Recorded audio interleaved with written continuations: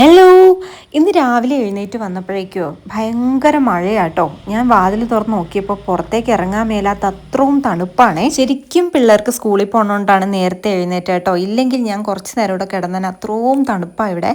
പിന്നെ പ്രത്യേകിച്ച് പറയണ്ടല്ലോ, ഇടുക്കി ജില്ലയാണ്, നല്ല മഴയാണ് എല്ലാ ദിവസവും തന്നെ. കുറച്ച് നേരം അവിടെ നിന്ന് പ്രകൃതി മനോഹാരിതയൊക്കെ ഇങ്ങനെ ആസ്വദിച്ച് നിൽക്കുമായിരുന്നു. എന്നാലും സമയമില്ല. എന്നാലും ഇച്ചിരി നേരം മുറ്റത്തേക്കൊക്കെ നോക്കി നിന്നു കേട്ടോ. പാല് കൊണ്ട് വെച്ചിട്ടുണ്ട്, ഇനി പാലെടുക്കണം, അടുക്കള പണിയിലേക്ക് പോകണം, മക്കളെ എഴുന്നേൽപ്പിക്കണം. അങ്ങനെ നൂറ് പണികൾ വേറെ കിടക്കും. മുഖമെല്ലാം കഴുകി ഒന്ന് ഫ്രഷ് ആയ ശേഷമാണ് അടുക്കളയിലേക്ക് കയറുന്നത് കേട്ടോ. ഇന്ന് ഞാൻ പതിവിലും നേരത്തെയാണ് എഴുന്നേറ്റത്. രാവിലത്തെ ബ്രേക്ക്ഫാസ്റ്റ് തൊട്ട് ലഞ്ച് വരെയും റെഡിയാക്കണം, അതിനുള്ള തയ്യാറെടുപ്പാണ്. തലേദിവസം അരച്ചു വെച്ചിട്ടുള്ള മാവ് ഉണ്ടായിരുന്നു, അപ്പത്തിനാണ് കേട്ടോ അരച്ചത്. അതെടുത്ത് ഒന്ന് സോഡാപ്പൊടിയൊക്കെ ഇട്ട് ഇളക്കി ഒന്ന് മാറ്റി വെച്ചതിന് ശേഷം അപ്പം ചുട്ടെടുക്കാമെന്ന് വിചാരിച്ചു. അങ്ങനെ അപ്പം റെഡിയാക്കി എടുക്കണ സമയം കൊണ്ട് കറിക്ക് വരിഞ്ഞു വെക്കണം. പക്ഷെ ഇന്നത്തെ പ്ലാനിങ് എല്ലാം പെട്ടെന്ന് മാറി കേട്ടോ. മോള് എണീറ്റ് വന്നിട്ട് പറഞ്ഞു, അമ്മ ഇന്ന് ഞങ്ങൾക്ക് ചോറ് കൊണ്ടുപോകാൻ തരണ്ട, എല്ലാ ദിവസവും ചോറല്ലേ തരുന്നേ, കഴിച്ചു മടുത്തു, ഇന്ന് കാപ്പി തന്ന് വിട്ടാൽ മതി എന്ന് പറഞ്ഞു. വീട്ടിൽ എൻ്റെ അമ്മ ഉള്ളത് കൊണ്ട് തന്നെ കുറച്ചുകൂടെ കാര്യങ്ങൾ പെട്ടെന്ന് നടക്കും കേട്ടോ. അപ്പത്തിനാണെങ്കിൽ ചമ്മന്തിയാണ് ഉണ്ടാക്കിയത്, പൊടിച്ചമ്മന്തി ആയിട്ടാണ് ഉണ്ടാക്കിയത്. പിള്ളേർക്ക് അത് വലിയ ഇഷ്ടമാണ്. അങ്ങനെ കുക്കിംഗ് പരിപാടി സ്റ്റോപ്പ് ചെയ്തതിന് ശേഷം മോനെ വിളിച്ചുണർത്താനായിട്ട് പോയി. അതൊരു ടാസ്ക് ആണല്ലോ. പക്ഷെ മുമ്പൊക്കെ ആണെങ്കിൽ എണീറ്റ് വരാൻ ഭയങ്കര ബുദ്ധിമുട്ടായിരുന്നു. പക്ഷെ ഇപ്പോൾ ഈ 1ാം ക്ലാസ്സിലേക്ക് ചേർന്നതിന് ശേഷം ആൾക്ക് ഭയങ്കര ഹാപ്പിയാണ്, രാവിലെ സ്കൂളിൽ പോകാനും എഴുന്നേക്കാനും ഒക്കെ. അങ്ങനെ എനിക്കിപ്പോൾ അതിശയം കേട്ടോ, പിള്ളേരൊക്കെ എത്ര പെട്ടെന്ന് വളരുന്ന, അവരുടെ സ്വഭാവത്തിലുണ്ടാകുന്ന മാറ്റങ്ങളും ഒക്കെ ഒരമ്മയ്ക്ക് അറിയാവുന്നേക്കാൾ കൂടുതൽ ആർക്കും അറിയാൻ പറ്റില്ല അല്ലേ. എഴുന്നേറ്റ് വരുന്ന സമയം കൊച്ചു കുഞ്ഞുങ്ങളെ പോലെ കേട്ടോ, കുറേ നേരം എന്നെ ഇങ്ങനെ കെട്ടിപ്പിടിച്ചിരിക്കും. അടുത്ത ഇവിടുത്തെ ഒരു വലിയ ചടങ്ങാണ് പല്ലി തേപ്പ് കേട്ടോ. എല്ലാ ദിവസവും അവന് തന്നെ പേസ്റ്റ് തേക്കണം കേട്ടോ, ഭയങ്കര നിർബന്ധം അക്കാര്യത്തിൽ. അങ്ങനെ ഞാനും അവനും പിടിവലിയായി. അവസാനം പേസ്റ്റ് മുഴുവൻ ബ്രഷ്. നിങ്ങളുടെ അടുത്തും ഇങ്ങനെയൊക്കെ തന്നെയാണോ, അതോ ഇവിടെ മാത്രമോ ഇങ്ങനെയുള്ളൂ, എനിക്കറിയില്ല കേട്ടോ. സമയത്തിന്റെ പകുതി ഭാഗവും പല്ല് തേച്ച് തീർക്കുകയാണ് ചെയ്യുന്നത്. എന്ത് പറയാൻ, അതേ കണ്ടില്ലേ, ഇതുപോലെ കേട്ടോ ഇവിടുത്തെ. പിന്നെ പുള്ളിക്കാരൻ എന്തൊക്കെയോ ചെയ്ത് മേത്തൊക്കെ വെച്ച് തേച്ചിട്ട് ഇവിടെ നിപ്പുണ്ട്. അങ്ങനെ പിന്നെ എന്തേലും ചെയ്യുന്നൊക്കെ പറഞ്ഞ് ഞാൻ ദേഷ്യപ്പെട്ട് പോയിട്ടുണ്ട്. അവൻ തന്നെ തനിയെ നിന്ന് ചെയ്യുന്നുണ്ട് കേട്ടോ. അത് കഴിഞ്ഞ് അടുത്ത ആളുടെ പരിപാടി എന്ന് പറഞ്ഞാൽ TV കാണലാണ് കേട്ടോ. ഭക്ഷണം കഴിക്കുമ്പോഴും TV കാണണം, അല്ലാണ്ട് സ്കൂളിൽ നിന്ന് വന്ന ഉടനെ TV വെക്കും.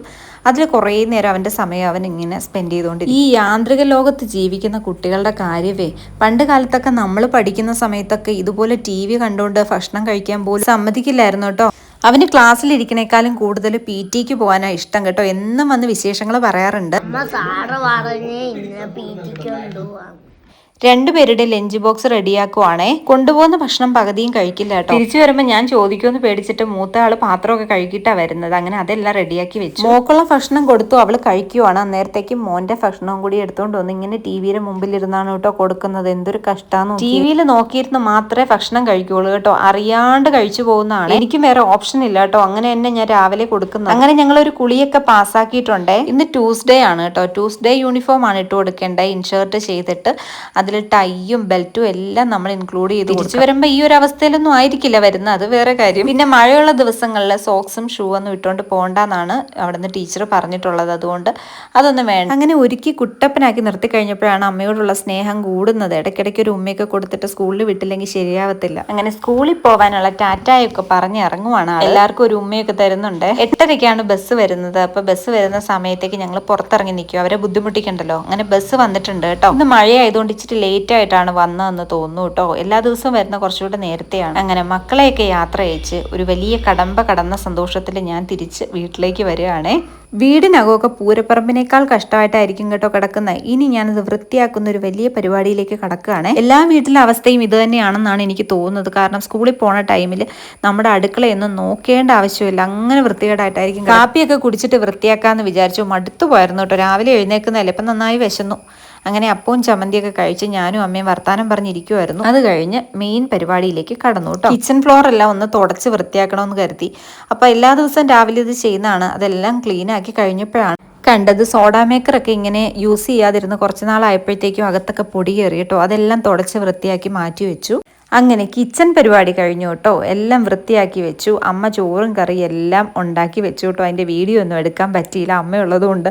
എനിക്ക് ആ കാര്യത്തിലൊക്കെ ഒരു വലിയ സന്തോഷമുണ്ട്. അതിനിടയ്ക്ക് അമ്മ ചക്കപ്പഴം എടുത്തു വെച്ചു, ഭയങ്കര മധുരം കേട്ടോ, തേൻ വരിക്കയാണേ. പിന്നെ ഞാൻ കുറേ ദിവസമായിട്ട് വിചാരിക്കുന്നുണ്ട്, ഞാൻ പോയിട്ട് വന്നതിന് ശേഷം പൂജാമുറി വൃത്തിയാക്കിയിട്ടില്ല. 1 മാസത്തോളം എൻ്റെ വീട്ടിലായിരുന്നു കേട്ടോ. അത് കഴിഞ്ഞ് വന്നപ്പോൾ എൻ്റെ പൂജാമുറിയുടെ അവസ്ഥ ഇതായിരുന്നു. അങ്ങനെ എല്ലാം ക്ലീൻ ചെയ്യുകയാണേ. നമ്മൾ പിള്ളേർ പോയി കഴിയുമ്പോഴാണ് ഇങ്ങനെയുള്ള കാര്യങ്ങളെല്ലാം ചെയ്യുന്നത്. അവരുണ്ടെങ്കിൽ ഇതൊന്നും ചെയ്യാൻ സമ്മതിക്കില്ലേ. എൻ്റെ പൂജാമുറിക്ക് ഒരു പ്രത്യേകതയുണ്ട് കേട്ടോ. കൃഷ്ണ വിഗ്രഹങ്ങളാണ് കൂടുതലും ഉള്ളത്. ഒരു 5 വിഗ്രഹങ്ങളോളം തന്നെ കൃഷ്ണൻ്റെ ഉണ്ട്. അതെല്ലാം പൊടി തുടച്ച് മാറ്റി വെക്കുവാണേ. പിന്നെ ഈ ഇരിക്കുന്ന മയിൽപീലിയും ഓടക്കുഴലും ഒക്കെ തൊടുപുഴ കണ്ണൻ എനിക്ക് തന്നാണ് കേട്ടോ. അമ്പലത്തിൽ വെച്ച് തന്നെ ഞാൻ മനസ്സിൽ ആഗ്രഹിച്ചു, ഭഗവാൻ എനിക്ക് തന്നു. തൊടുപുഴ അമ്പലത്തിൽ നടയടക്കണതിന് മുന്നേ ആയിട്ട് തിരുമേനി ഇങ്ങനെ മയിൽപീലിയും ഓടക്കുഴലും ഒക്കെ എറിഞ്ഞു തരും. അങ്ങനെ എൻ്റെ കയ്യിലേക്ക് വന്ന് വീണതാണ് കേട്ടോ ഈ മയിൽപീലിയും ഓടക്കുഴലും. അങ്ങനെ പൂജാമുറി എല്ലാം സെറ്റാക്കി എടുത്തിട്ടുണ്ട് കേട്ടോ. ഇതുപോലെ ഇരുന്ന പൂജാമുറിയാണ് 1 മാസങ്ങൾക്ക് ശേഷം അങ്ങനെയായി മാറി. അപ്പോഴേക്കും നന്നായിട്ട് വിശന്നു കേട്ടോ. അപ്പോൾ ചോറിന് ഇന്ന് വഴുതനങ്ങ തോരൻ, കിച്ചടി, മീൻകറിയും പൈനാപ്പിൾ പുളിശ്ശേരിയായിരുന്നു കേട്ടോ. അതെല്ലാം കഴിഞ്ഞപ്പോൾ ഇച്ചിരി പുറംപണി ഉണ്ടായിരുന്നു. മഴയൊന്നും മാറി നിന്നപ്പം ഞങ്ങൾ പുറത്തേക്ക് ഇറങ്ങി അവിടെ എല്ലാം ക്ലീൻ ചെയ്തെടുത്തു. ഇതാണ് ഞങ്ങളുടെ ലിസ കേട്ടോ.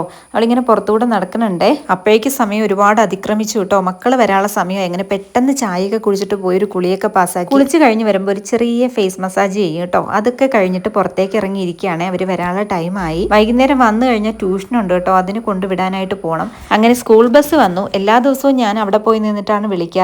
ഇന്ന് അവൻ നോക്കുന്നുണ്ട് അമ്മ എന്താ വരാത്തേന്ന്. അതിന്റെ ഒരു ചെറിയ ഗൗരവം ആളുടെ മുഖത്തുണ്ട് കേട്ടോ. അങ്ങനെ ഒരു ചമ്മിയ ചിരിയൊക്കെ ആയിട്ട് ആള് വരുന്നു. വന്നു കഴിഞ്ഞാൽ പിന്നെ ഇച്ചിരി നേരെ സ്കൂൾ വിശേഷങ്ങളൊക്കെ വന്ന പാടെ പറയാണ് അമ്മയെ എനിക്ക് വിശക്കുന്നേന്ന്. അങ്ങനെ പെട്ടെന്ന് ഞാൻ ചോറൊക്കെ എടുത്തു. സാധാരണ കുളിച്ചിട്ട് വന്നിട്ടാണ് ഭക്ഷണം കഴിക്കാറ്. പക്ഷെ ഇന്ന് വിശക്കുന്നുണ്ട് എന്ന് പറഞ്ഞതുകൊണ്ട് ഞാൻ പെട്ടെന്ന് ചോറെടുത്ത് കൊടുത്തു. അത് കഴിഞ്ഞ് കുളിയൊക്കെ കഴിഞ്ഞ് വന്നിട്ട് ഞാൻ ട്യൂഷന് കൊണ്ടുവിട്ടു. പക്ഷെ അതിന്റെ വീഡിയോ എടുക്കാൻ പറ്റിയില്ല കേട്ടോ, മഴയായിരുന്നേ.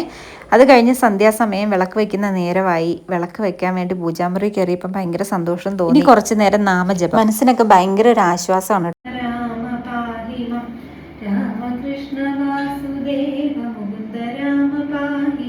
ഈ സന്ധ്യാസമയം വിളക്ക് വയ്ക്കുന്ന വീടിൻ്റെ ഒരു ഐശ്വര്യമാണ്. അതൊരു പ്രത്യേക ഫീലാണ്. അത് കഴിഞ്ഞ് മോന് പഠിക്കാനുണ്ടായിരുന്നു. അവന് കഴ്സീവ് ലെറ്റർ എഴുതാൻ പറഞ്ഞിട്ടുണ്ടായിരുന്നു, ഹോംവർക്ക്.